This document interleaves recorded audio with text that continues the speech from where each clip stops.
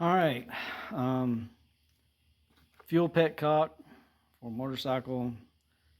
This is one of the cheap ones that you can buy, the aftermarket ones that everybody's selling. This one particular one was for a Honda VLX 600. This is a new one. I've already had this one apart, and I used parts in the old one to fix it. But here's what the problem was: the fuel. It worked fine for a while, not long. I mean, it didn't last long, and it started leaking fuel in the off position, and leaking it pretty good enough that I was flooding and losing fuel overnight out on the pavement or whatever. So take this apart, and on the inside, and this thing's tore up because this is my old one, and I cut it up on the left side. Don't pay attention to that. So that's in there, and then this goes down on top of it, and it slides around and connects the holes for whatever you got going on, off, on, or reserve. And then you got these that go on top of this, and this goes on top of that. Okay, well that's a given. But here's the problem. This sets down in there on top of the holes and makes a nice seal, and all that's great. Let me show you what went wrong.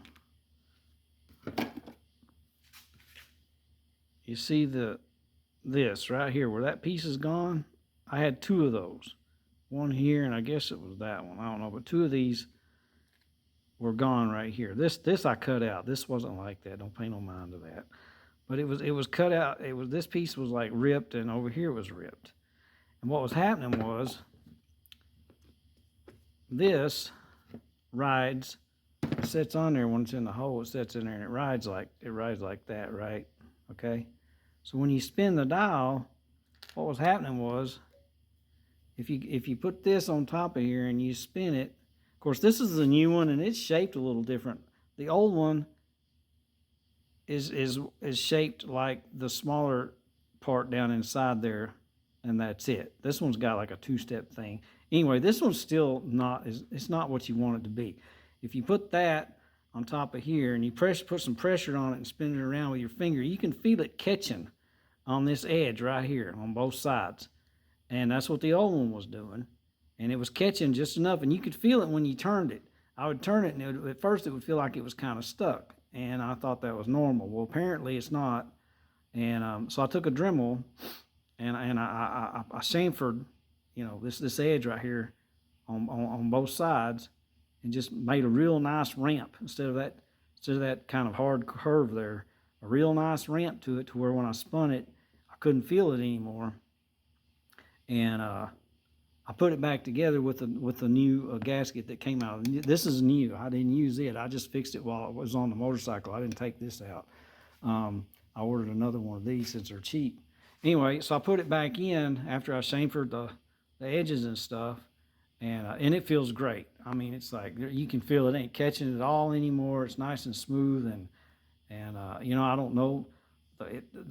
I feel like it's going to last a good long time. I could be wrong. I mean, you never know. I mean, this rubber could be cheap or something, and maybe it won't last. But it feels good. It feels like the way it should, and everything. It feels like it's going to last. So that's, I took apart the original petcock OEM from Honda, and it, because it was old. It's been bike set for like 20 years. Anyway. And it's completely different inside. They use a ball and springs and stuff, and it couldn't be salvaged. So, but they go bad too. So for the money, it's like, yeah, I think this is gonna last. I just want to let somebody know, if you buy one of these, yeah, I mean, use it if you want, but I would go in there and I would smooth that edge down, put a nice, angle on it there, so it doesn't catch anymore.